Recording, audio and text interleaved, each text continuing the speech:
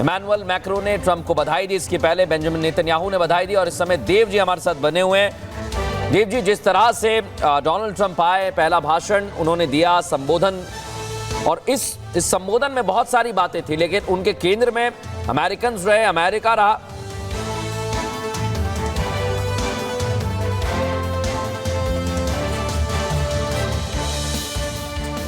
देव जी, आप सुन पा रहे हैं मुझे? सर आपका जी जी बोलिए बोलिए। ओके, सर्वप्रथम धन्यवाद, आपने रिपब्लिक भारत के मंच पे मुझे आमंत्रित किया जी। जो आज पूरा दिन अमेरिका लेबर पेन में था, बधाइयां हो, बेटा हुआ। So congratulations to us Americans. ये in the history of America दूसरी बार हुआ है कि एक प्रेसिडेंट हार के फिर से जीता है। अगर आप डोनाल्ड ट्रंप का इस विजय का श्रेय अगर आप मुझसे पूछे तो दो तीन कारण है। एक है महिलाएं का, Kamala Harris took woman for granted. उन्हें लगा कि if I use my woman card, महिलाएं मुझे बीइंग अ वुमन देख के वोट दे देंगे। वो यह भूल गई कि पिछले 4 साल से जब वो वाइस प्रेसिडेंट थी अलॉन्ग विद बाइडेन सर, और पिछले 4 साल से जिस हिसाब से आप क्राइम रेट्स बढ़ रहे हैं, एनर्जी के प्राइस बढ़ रहे हैं, गैस के प्राइस बढ़ रहे हैं, household food responsibilities, travel, tourism, everything is going on crazy. हर घर की गृहिणी जो कि बजट संभालती है, वो बड़ी त्रस्त थी बाइडेन और कमला हैरिस से।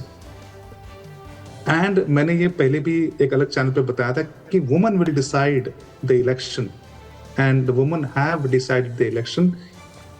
They have overwhelmingly voted for President Trump, और उनकी भारी जीत सुनिश्चित हुई। दूसरा है कि जो इलीगल्स है, जिस हिसाब से इन्होंने 1.5 करोड़ से ज्यादा लोग पिछले 2-3 साल में बॉर्डर को खुलेआम छोड़ के जो लेके आए थे, तो आप स्विंग स्टेट्स देखिए, आप एरिजोना को देख ले, अगर आप नेवाडा को देख ले, अगर आप फ्लोरिडा को देख ले, आप क्यों जीत हुई उनकी?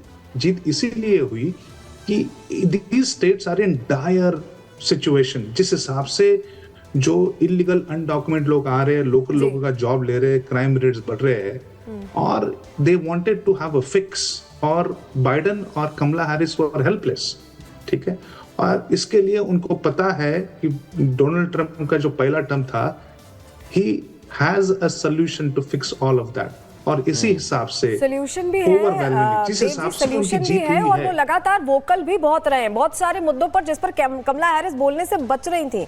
ऐसा एक मुद्दा था भारतीयों पर जो हमले हो रहे हैं बांग्लादेश में, पाकिस्तान से जो तस्वीरें सामने आ रही हैं। हमारे साथ आचार्य विक्रमादित्य जी भी जुड़े हुए हैं।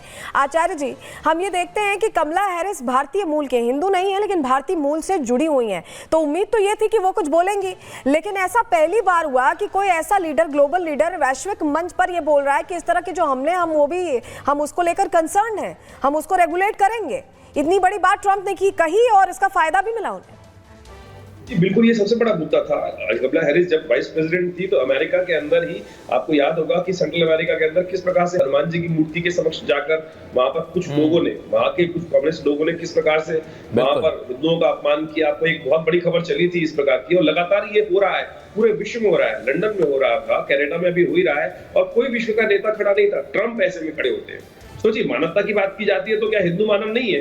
इस बात को हमें सोचना चाहिए कि पूरे विश्व में लगातार हिंदुओं की उपेक्षा जिस प्रकार से की जाती है, और एक सेकुलर मोड की बात की जाती है, तो हिंदू हमेशा निगलेक्ट कर दिया जाता है। तो पहली बार बाइडेन ने, हमारे ट्रंप साहब ने जिस प्रकार से बोला, बांग्लादेश के अंदर जो स्थिति रही, पूरा विश्व जिस प्रकार से खिलाफ कोई चुप हिंदू कट रहा था, मर रहा था, कोई खिलाफ कोई नहीं बोल रहा था। मुझे बताइए, बाइडेन इस वक्त ट्रंप साहब ने आके वहां बोला, ये कम से कम एक चीज थी कि एक मानवता की बात कर रहे हैं और युद्ध को समाप्त करने की जो बात की जा रही है।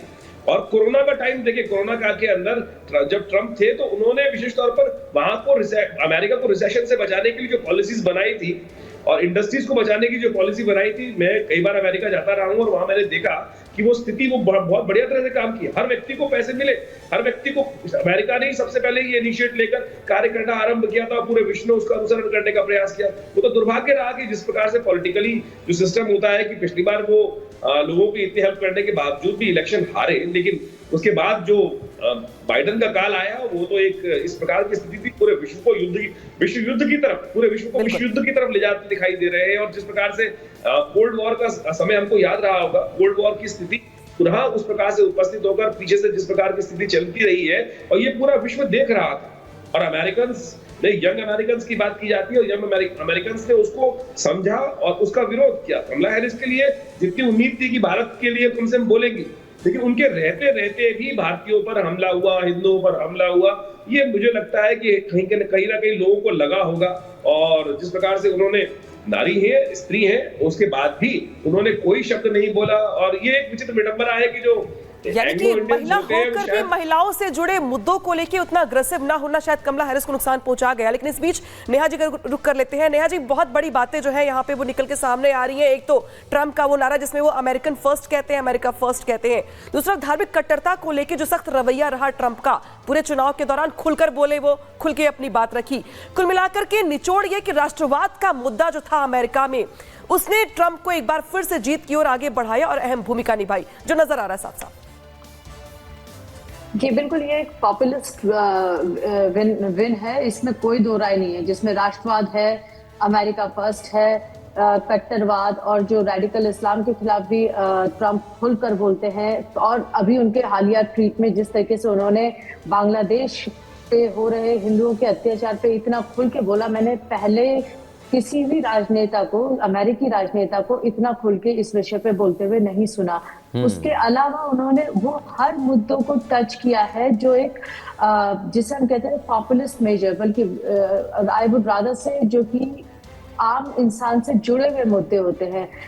महंगाई, बेरोजगारी, crime, law and order, drugs, जिससे अमेरिका भी सबसे ज्यादा जूझ रहा है। अमेरिका की बहुत बड़ी यंग पॉपुलेशन फैंटेनिल की ओवरडोज से मर रही है और फैंटेनिल सदर्न बॉर्डर से धड़ल्ले से अंदर आया है। बहुत ज्यादा अमाउंट में यूएस में फैंटेनिल का, जो आप कह सकते हैं कि एक महामारी की तरह ये ड्रग फैली। तो ट्रंप ने इन सारे उन मुद्दों को उठाया जो हर दिन के अमेरिकन को अफेक्ट करते हैं। ट्रंप के खिलाफ जो बात जाती थी वो जाती थी कि रो वर्सेस वेड, जो कि एक फेडरल मैंडेट था, स्टेट्स की जो वो अधिकारों को एक तरह से, अगर हम सिंपलिस्टिक वर्ड में बोले तो, छीनता था कि वो अबॉर्शन पे वो क्या स्टांस लेते हैं।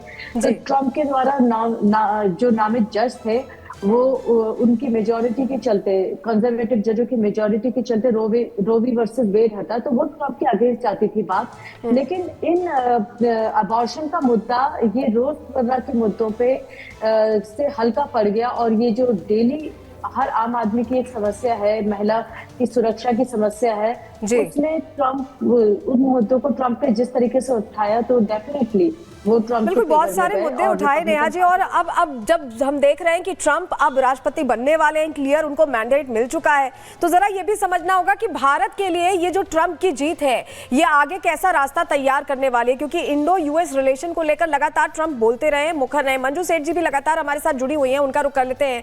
मंजू जी, अब हम ये कैसे समझे कि आगे का रास्ता अच्छा है? हालांकि ट्रंप हमेशा, अभी जब उन्होंने दीपावली पर ट्वीट किया तो उनकी तरफ से ये जिक्र किया गया कि मेरे दोस्त मोदी के साथ हम और अच्छे रिलेशन, इंडो यूएस रिलेशन जो टाइज हैं उन्हें और बेहतर करेंगे। तो हमारे लिए, भारत के लिए क्या आगे की रोड कैसी दिख रही है आपको?